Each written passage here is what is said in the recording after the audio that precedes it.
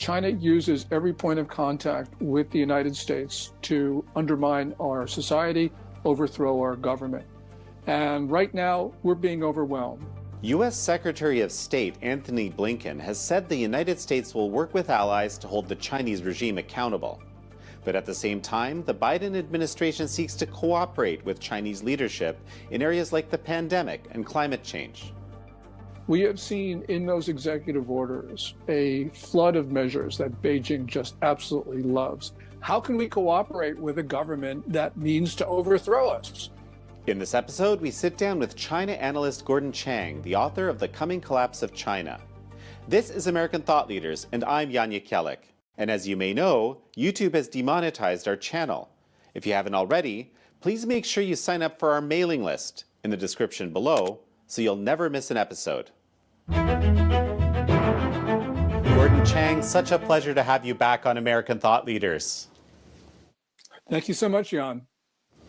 Gordon, it's been a little bit of time since we spoke last. We are into a new U.S. administration, the Biden administration, which is, in fact, has been talking about holding China accountable. It has also been talking about cooperating with China on a number of issues. And from what I know, you have some concerns about the concept of cooperating with the Chinese Communist Party. Tell me what you're thinking. First of all, the Chinese Communist Party is working to overthrow the government of the United States. It did that last year, inciting violence on American streets. It did that this year in connection with the January 6th riots. So I have to question, how can we cooperate with a government that means to overthrow us? It just doesn't seem to make sense. And the Communist Party has been very clear. They say that if you don't cooperate with us on everything, we're not going to cooperate on anything. The Biden administration says, well, you know, there are issues like climate change, pandemics that we can work with China on, and we can compete in other areas. And Beijing has made it very clear in a number of instances over the last 2.5 weeks or so that no, that's not the case, that it's either all or nothing. And to me, it means nothing. Well, so how is it possible even to discuss this sort of cooperation in your mind, or what is the way to actually elicit any semblance of that? Well, I think the first thing we have to do is to deter China, because Xi Jinping has been talking with increasing frequency about war, that China has got to be ready with war at any second, he said. We know that Chinese troops are deep into Indian-controlled territory, not only in Ladakh, but in Sikkim. There are these increasingly provocative incursions into Taiwan's air defense identification zone, into Japan's territorial waters around the islands in the East China Sea that the Japanese call the Senkakus and the Chinese call the Diaoyus. On January 23, Chinese nuclear-capable H-6K bombers practiced a run against the Theodore Roosevelt Carrier Strike Group in the South China Sea. And that was indeed provocative and belligerent behavior. So the most important thing for us is not to talk cooperation, because when we do that, I think, embolden Xi Jinping to take even more hostile measures. So we just need to deter him. We deter him, maybe there's some sort of accommodation we can work out with China. I actually don't think so for a number of reasons. But the point is, the first issue has got to be deterrence. Well, so this is an interesting question. I know like a top priority, as we know, for the Biden administration is climate change, right? And addressing climate change. And as far as I can tell, this is kind of a huge bargaining chip from the perspective of the Chinese Communist Party. I'm wondering if you could, comment on that. The Biden team talks about an enhanced climate deal. And John Kerry has been reportedly thinking that climate is such a catastrophic issue that it overrides everything else. Now, in later comments, he says, no, we're not going to bargain away national security. But the question is, the Chinese are on the same planet that we are. So they've got the same interest in preventing climate change to the extent that it's occurring. So we don't need to give them anything for it. But, to the extent that we think climate is an overriding issue, well, we should stop buying stuff from China. because ocean transport is one of the most polluting activities on Earth. There are these reports that 15 of the largest container ships pollute as much as all the world's cars.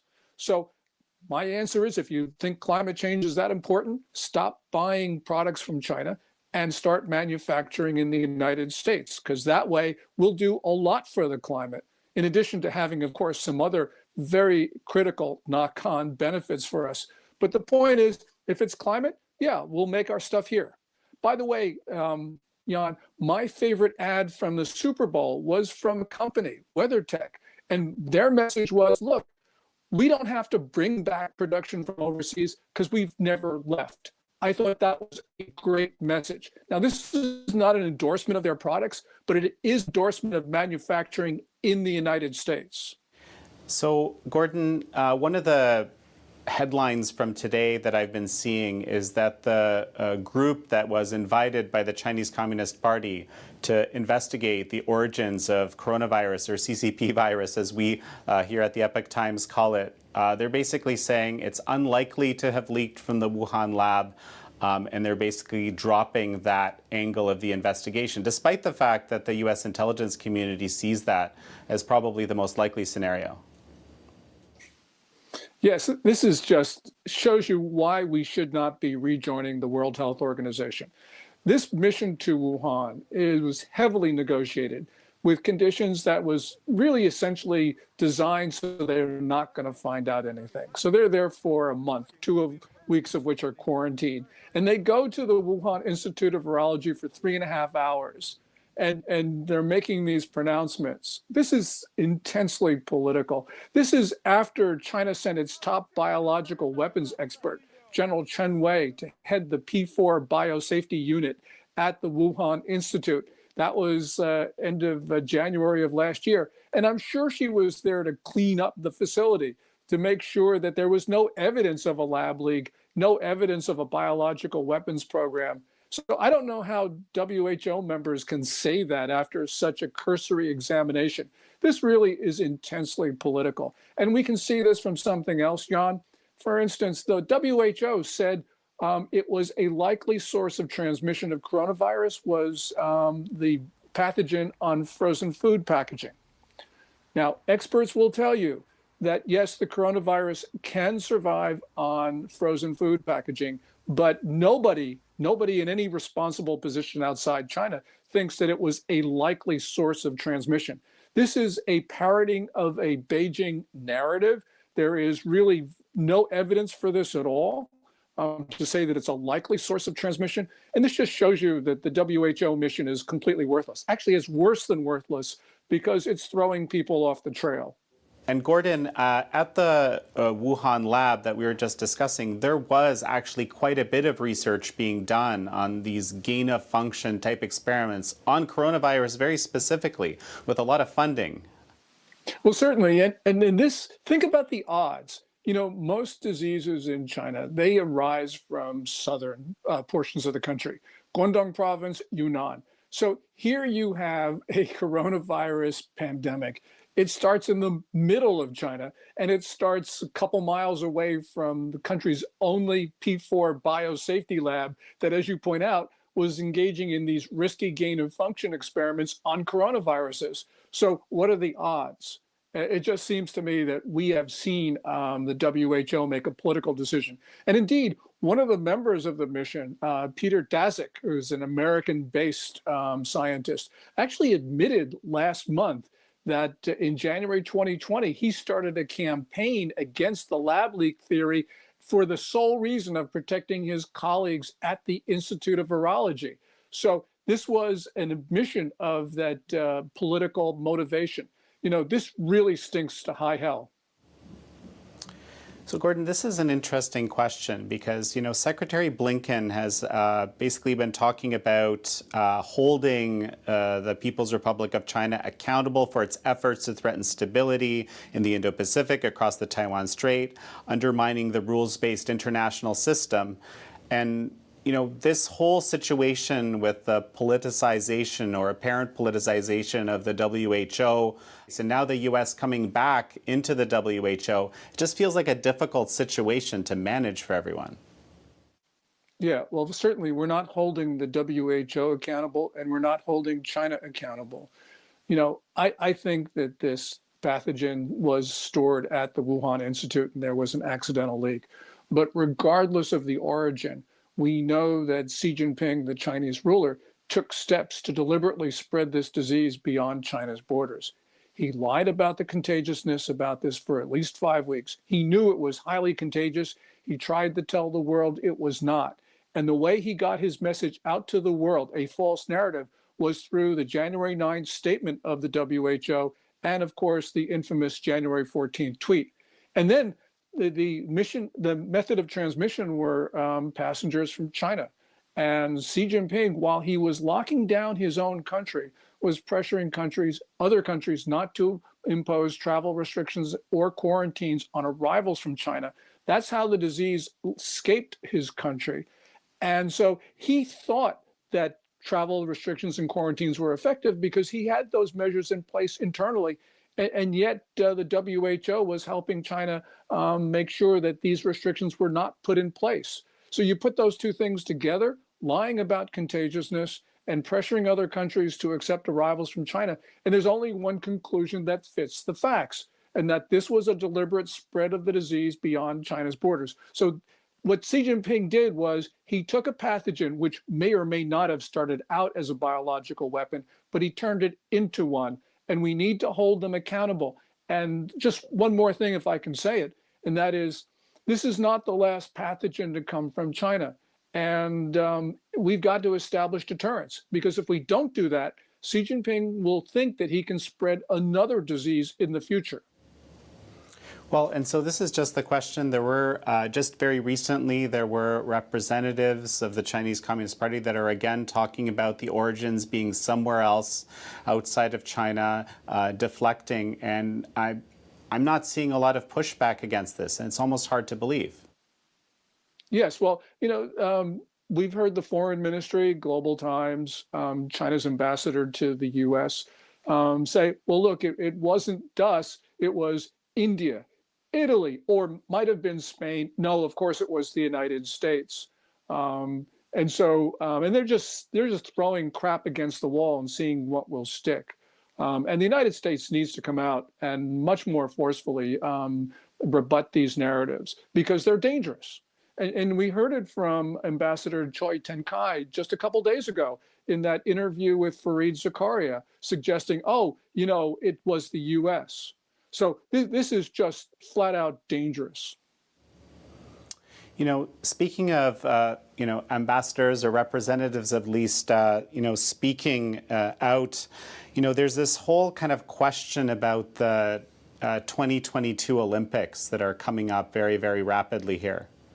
And of course, this is all in the context of genocide in Xinjiang province, at least in Xinjiang province, perhaps elsewhere as well. There doesn't seem to be a lot of appetite. While there are some political leaders in various countries that are talking about a boycott, you have the editor-in-chief of the Global Times, propaganda mouthpiece for the Chinese Communist Party, coming out and saying, we're going to sanction any countries that boycott the Olympics. I mean, this is just bizarre. Yes, well, first of all, there are a couple things going on here.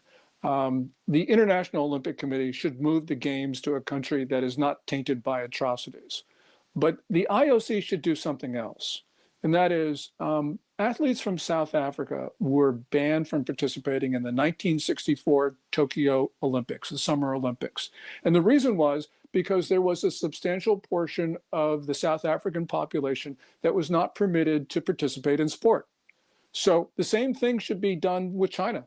We have the crimes against humanity, we have the atrocities, genocide, and a lot of these crimes actually prevent Uyghurs, Kazakhs, and others, perhaps even Tibetans, from participating in sport. So for instance, you have the mass internments, you have the genocide, which prevents people from being born. Also, you have kids taken from their parents and being housed in facilities that look like prisons. So the IOC should do what it did in 1964 and say, no, okay, we'll hold the 2022 Olympics someplace other than China, and China's athletes will not be allowed to participate because significant populations in China are not allowed to participate in sport. You know, Gordon, I have to talk about this. This is, basically there has been genocide designation by the State Department that this is actually happening. We can agree there's at least this as a crime against humanity and multiple others happening in China as we speak. This is, I believe, common knowledge now. Everything that we're talking about is in the backdrop of a general knowledge by both the United States, the governments of multiple countries, the EU, and so forth, that really, really horrible things are happening.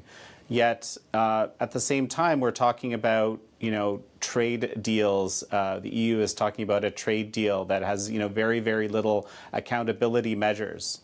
And, everything you're talking about is about accountability. How is this actually going to work?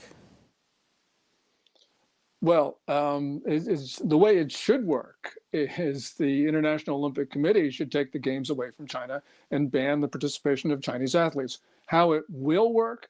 Well, we know the IOC has been very China friendly. So there's going to have to be a lot of pressure put on the international sporting community to move these games.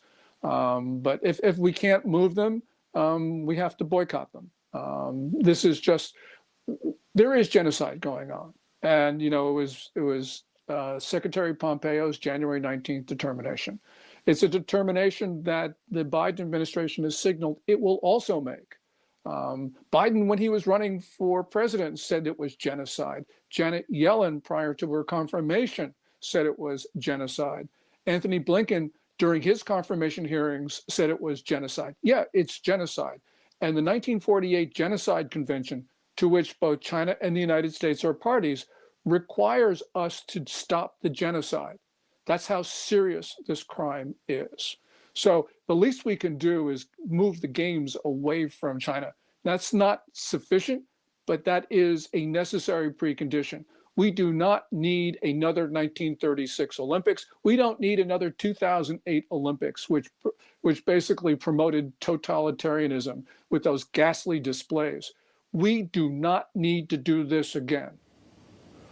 Well, and I was exactly thinking, I don't like to make the comparison to Nazi Germany. I've never liked to over the years, knowing full well what was happening in China, the organ harvesting from Falun Gong practitioners, the, multiple, something very close to genocide against the Tibetan people. We already knew that even earlier.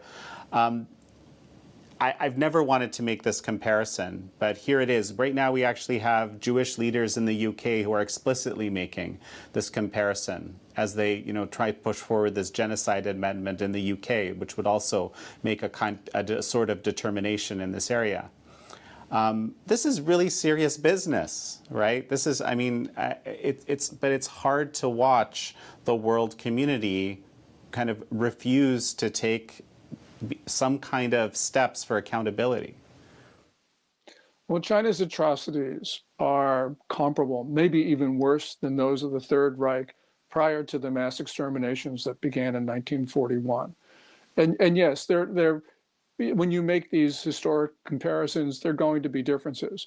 But I think the point, Jan, is that we are more and more talking about this.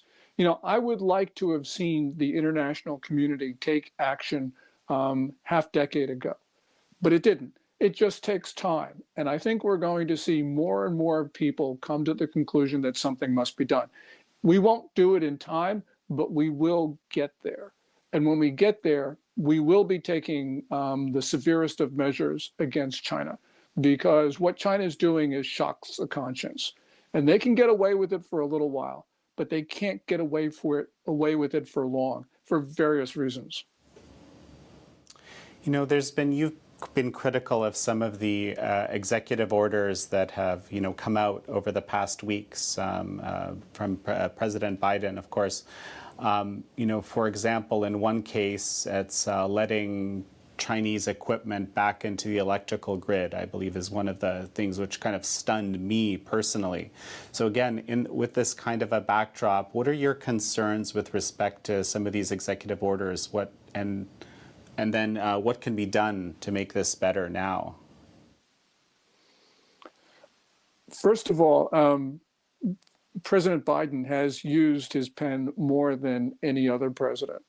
So we've seen a lot of activity.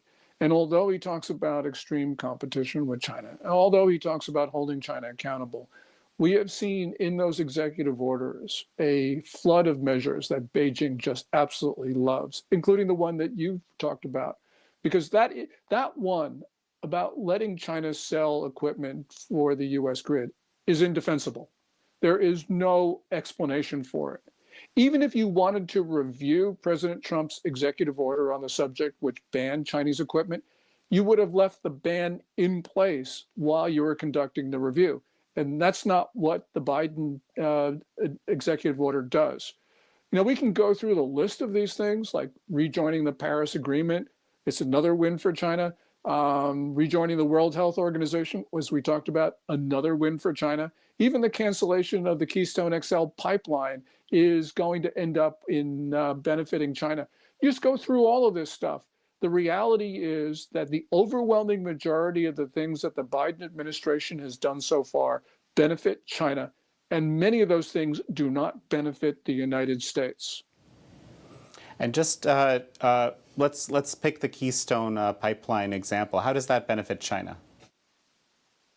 Well, Canada's got to sell its oil someplace. And if it's not selling it to the US because the pipeline is not put in place, it's going to be sold to China. And China's going to know that it can get a low price for it because there are fewer takers in the world. Now, I hope one way or another that doesn't happen, but clearly that is one of the more probable results. And one other thing about this, you know, Biden has kept on saying that he's going to repair relationships with our allies that were eroded or broken during the Trump era. And yet on the first day in office, without consulting Ottawa, he cancels the Keystone XL pipeline, which has, of course, made Canada upset. So this is just really bad policy across the board. We hurt our relations with the country which we have an undefended border of thousands of miles, and we benefit China, our enemy. So this, to me, makes no sense at all. So I wanted to talk a little bit about another kind of backdrop to all of this. And this is basically, so I mentioned this Global Times editor commentary about the Olympics and how it's a kind of no-go zone of sorts. Of course, China's top diplomat, Jiang Jieshi, basically was talking about, you know, how the new administration needs to lead the U.S.-China relationship back on track, don't cross so-called red lines that they're describing. And so what is, I guess the question is, what is the CCP basically saying to the Biden administration, and what is its goal here? Well, Beijing is trying to establish the areas that they'll talk to us about, which are becoming fewer and fewer because everything's becoming a red line. And the other narrative that's important, and we've heard this from the Foreign Ministry and the Global Times, and that is, you can't just cooperate with China in limited areas, because the Biden team's talking about cooperation on climate and on pandemic, and talking about competition in other areas. Well, China's position is you can't do that. You either have good relationships with us on everything or on nothing. So that's the other narrative that is coming out of China. And as we talked about before, if we're given that choice, it should be nothing. Because China is trying to constrict those areas where we can have a constructive discussion. I believe you can't have a constructive discussion with them in the first place. But what they're saying is, well, you know, you can't talk to us on very much because everything to us is critical. And I guess you started talking about this earlier, but you know, what is the solution to dealing with a regime that does exactly what you're just describing? Our goal, and I think the way that we should be approaching this, is to cut all ties with China. because China uses every point of contact with the United States to undermine our society, overthrow our government. And right now, we're being overwhelmed. We've got perhaps, I think, hundreds of thousands of collectors of information that China has in our country. It's not just their Ministry of State Security agents. It's their tourists. It's their business people. It's their students who are interviewed when they go back to China. They collect information, 1,000 grains of sand approach, it's called. We're just being overwhelmed. And so until we get this situation under control, I think we need to cut contacts so that we don't have any. And then if we think that we can establish them again without harming our society, well, that's a conversation we can have at that time. But that's not the conversation now. The conversation now is we need to cut trade, we need to cut investment, we need to end all of these technical sharing cooperations, partnerships that we've got. We need to end these cultural exchanges, sister city relationships, you name it, we need to junk it. Well, and you're describing, a lot of connectivity that's there. I mean, I also know that you've been critical of the relationship of, a number of members of what you would call the American elite and, Chinese officials and Chinese elite. This is a very, very tight relationship, very unlike anything that existed between the Soviet Union and the U.S., back in the day, where there was sort of clear thinking about the threat of the Soviet Union. It's hard to imagine. What you're describing is, frankly, even to me, who's been watching this develop over 20 years, difficult to imagine how you would achieve that. Well, think about it. If you go back to 1972, when Nixon went to Beijing, it was hard to conceive of robust relations between China and the United States. So, yeah, we have to have a little bit more imagination. But the point is, if we don't do this, we very well may not have a country. And so this is a matter of necessity for us. I'm not saying that this is likely right now. I can understand the way you see this and the way, virtually everybody else sees it. But I'm saying this is what we should do. And this is what we're going to have to do if we're going to maintain our freedoms and our society. It's unfortunate, but that's the way it is. So what is ultimately China looking to do under the Chinese Communist Party with respect to the U.S.? China intends to overthrow our government. We know that because last year and this year they were inciting violence on our streets. This is going beyond subversion, Jan. This is an act of war. We know that China, with its troll operations, has been doing the same thing. And we know what their ultimate goal is because they tell us. They tell us that they believe that the world should not be run under some Westphalian system of competing sovereign states, but should be the situation where the Chinese emperors believed that they had the right and the obligation to rule everything under heaven. Tianxia, all under heaven, mandate of heaven.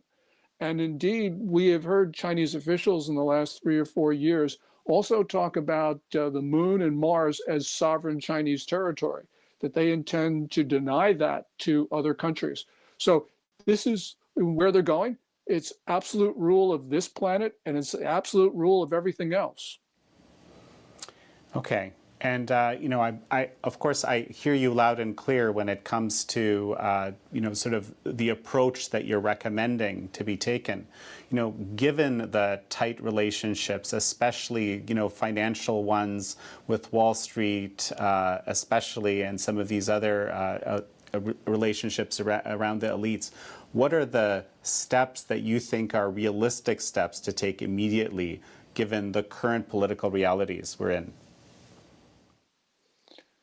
I don't know if anything that I recommend is realistic under the current definition of what's realistic, but I think that we're going to find that we will be decoupling our supply chains for various reasons.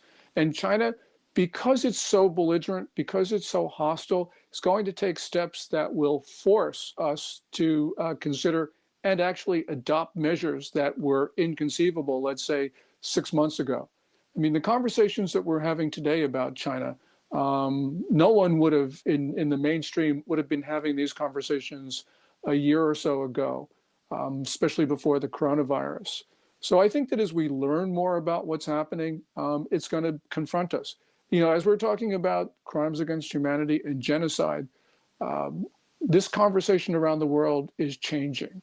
And I think it's going to change on the pandemic and a number of different issues. And Beijing is going to force the world into cutting ties. This is, you go back to 1913, people were saying, oh, there's no possibility of war between England and Germany because the economic relations were so tight. But as Samuel Huntington, who wrote Clash of Civilizations, said, it doesn't matter that you have a high level of ties with a country. You can have a war if those ties are on the downswing. Because he says it's not the level of ties that's important, it's the direction. And clearly the direction right now is down. China is desperate, I think, and arrogant, the worst possible combination of attributes. And Xi Jinping will, for one reason or another, do things which will force us to start defending ourselves.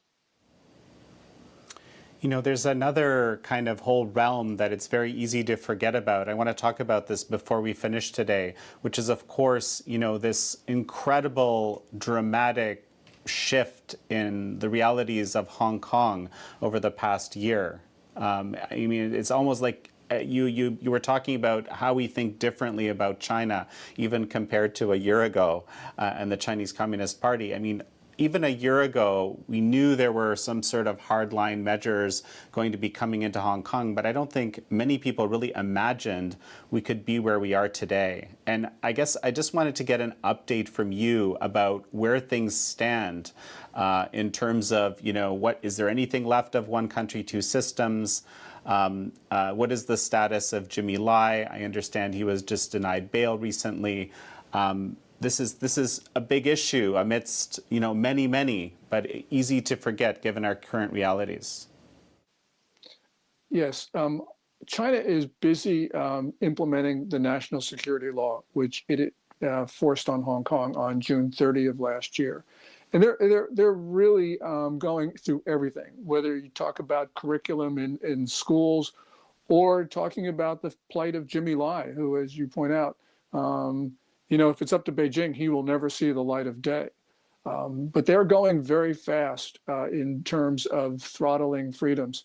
And it is starting to have an effect because we're seeing large numbers of people emigrating from Hong Kong. Also, even in the financial industry, businesses that can move are starting to move. It's not a big trickle yet, but we're seeing the beginnings of this flow outward. And I think that people are going to understand and treat Hong Kong just as they would Shanghai. It's not going to have that special status anymore. Now, I think the people of Hong Kong can reverse this, but at the present moment, it's not. I have a good friend, Michael Yon, a war correspondent, who says that what he saw in Hong Kong was not just protests, it was an insurgency.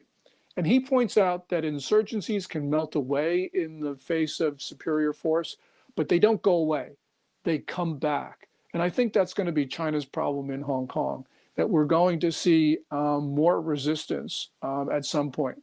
Right now, protesters are gone quiet, but they could very well come back because the people in Hong Kong don't want China there. And China is seen as a foreign force. Whether you think the people in Hong Kong are Chinese or not, the people in Hong Kong don't think they are. They identify themselves as Hong Kong, not China. Gordon, and so Hong Kong has always been basically the conduit for foreign direct investment into China. And obviously, because of its stellar once upon a time rule of law, which is, from the looks of it, gone at this point. At the same time, from what we're seeing, even if using, some numbers that are, I guess, more realistic than the official numbers, economically, China has done pretty well for itself given the coronavirus, especially compared to the US and others. I don't know if you agree with that. But so my question is, I guess, a broader one. Economically, is money still pumping into China from the West? And why is China doing better than others? Well, money is still flowing into China, and we see this, for instance, in the stock market. I think, though, that China had a great 2020, but if you think about it, societies are only going to recover if they've got safe and effective vaccines, and the U.S. has two of them, Moderna and Pfizer's. Johnson & Johnson is on the way.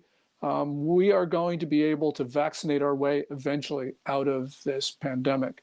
China doesn't have a vaccine which is that effective. Its vaccines at best are 65% effective, maybe even as low as 35%, depending on which of the two vaccines we're talking about. Also, they've never been proven safe. And that's why I think that eventually we will do better than China.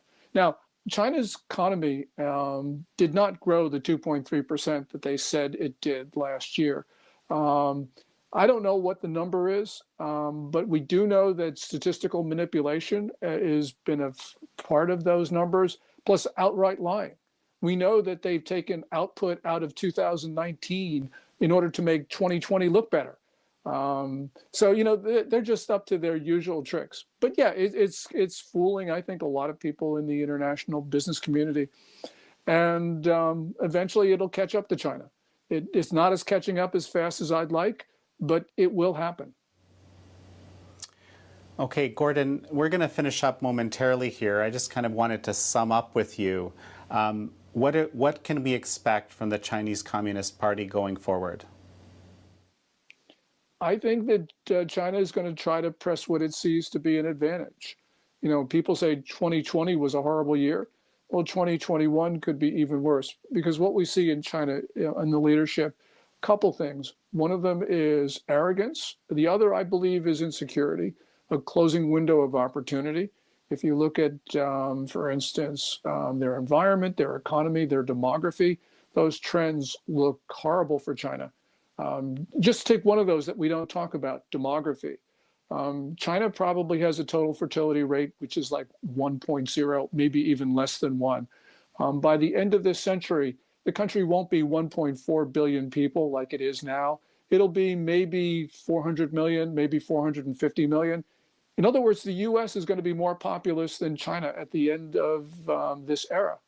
And that means China, and I'm sure Chinese leaders understand this with the plummeting birth rates. They're going to release their numbers pretty soon. I think it's going to be a disaster for them, because they're going to understand that they have a limited time in which to accomplish historic objectives, which means that this is perhaps the most dangerous time in history. I'm not saying the worst will occur. I'm saying the elements for the worst to occur are in place. And it's going to depend upon how other countries deal with China. And if we don't deal with China effectively, this will be a time where anything can happen, including the worst. And that's why I think it's the most dangerous time in history, because we have an arrogant, insecure regime which is intent on accomplishing grand objectives, and they know that they've got to do it in a short period. Well, Gordon Chang, it's such a pleasure to have you on again. Thank you, Jan. I really appreciate it.